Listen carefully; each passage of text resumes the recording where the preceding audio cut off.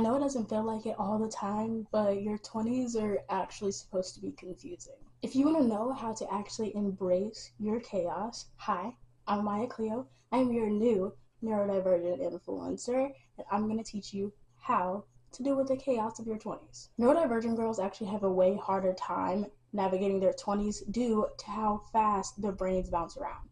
How many personal rebrands have we done? I'm pretty sure once a month I'm re-dyeing my hair because I don't feel like I connect with the hair color anymore. I got a septum piercing last month on a random day just because I've been wanting one for a couple of years.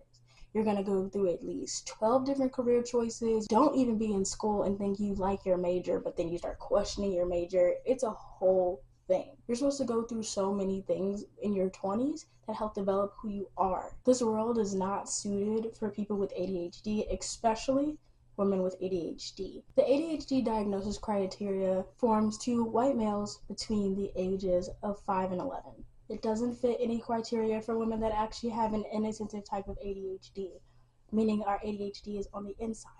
So to have a world that is not built for ADHD, especially for women, it's a lot harder to navigate, and it makes us feel like an outsider and a loner.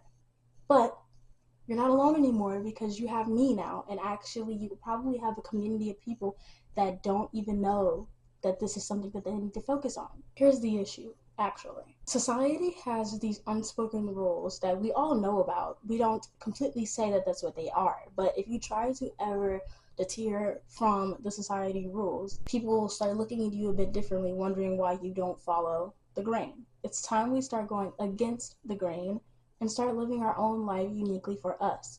Neurodivergent girls' brains aren't meant for adulting.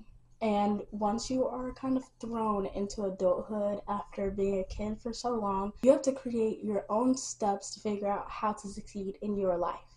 But how do you do that if you don't know what the foundations are, if you aren't properly diagnosed, or if you are diagnosed and you don't know what to do with that unique brain of yours? The reasons why your 20s can feel harder than most neurotypical people is because we are quicker to get overwhelmed, burnt out, stressed out, anxious, and have completely unsure career choices.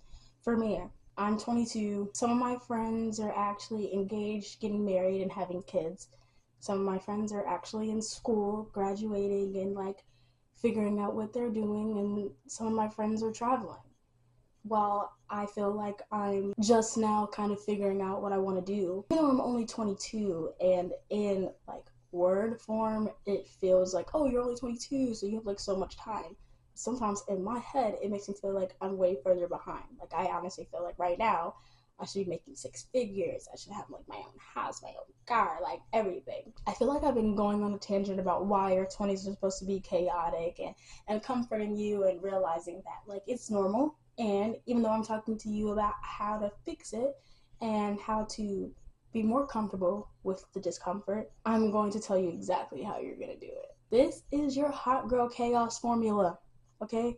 Think about it. We are focusing on being a hot neurodivergent girl this year. We're hot, okay? Let's just get it out the way. I'm hot, you're hot, let's just move it on. Literally, it comes in 3 parts, so that's why it's going to be super simple. It's experiment, play, and reflect.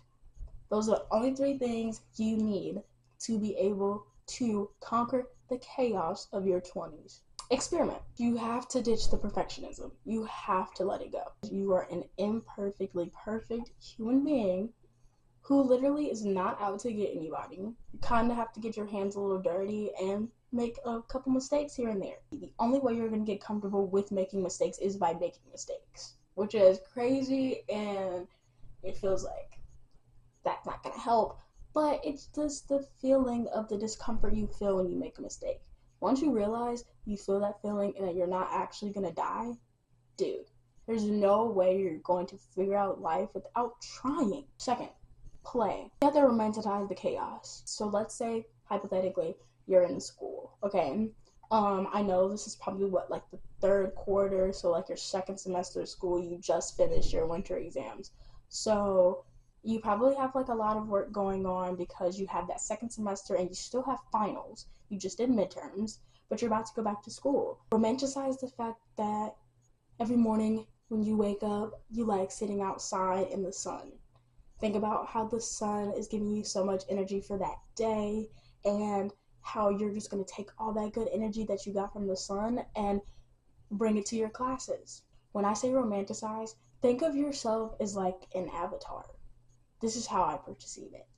You are like an avatar. You can dress yourself up however you want to. You can customize yourself with piercings, tattoos, jewelry, accessories. Be a little weird. Maybe like go to school in like a costume, like a little onesie. And then when people ask about it, just say it's Wednesday. There is different things that you can do to make life a bit more fun while there's a bunch of chaos going on, and being like, oh, you know what? I'm actually okay. I actually have this. It's it's literally all written there for you. Boring tasks. Neurodivergent girls, we do not do good with boring tasks. In fact, we'd rather stay with the complex tasks, but things that are very simple and very boring and mundane still need to be done. So, learn how to gamify it. Turn your mundane task into a game. Give yourself points, XP. Okay? Think of it like Minecraft. Think of it like 2K. Any type of video game that you like, gamify it. Number 3, reflect. Growth is not linear, and it is way easier said than done. So you're going to have to tell yourself 500 times over that it is okay that you may have went up 3 steps and went back 5. That is how life is supposed to go. It's just a learning process, and teaching your brain, repeating those affirmations helps your brain remember, like, you actually are going to be okay. You also have to embrace pivots, rejections, and low times. Neurodivergent girlies kind of love the thrill of being on a high, being happy, having all the joyous, happy feelings instead of feeling sad and low. Because we have high highs, we also have low lows, but you have to embrace those. So a lot of times you're going to think that your life is supposed to be going this way, and life will literally pivot you that way, and you could get upset. Embrace pivoting. Rejection. Rejection sucks. Rejection sucks. But rejection is just a redirection. It's taking you somewhere else, something better. Or there's a reason why you couldn't do it. Now, in that moment, I'm not going to lie, it's not going to feel great.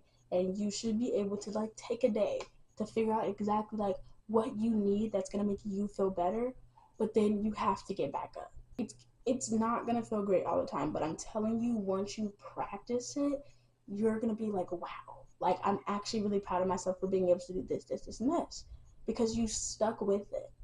And lastly, low times. There's going to be times that everything's going great.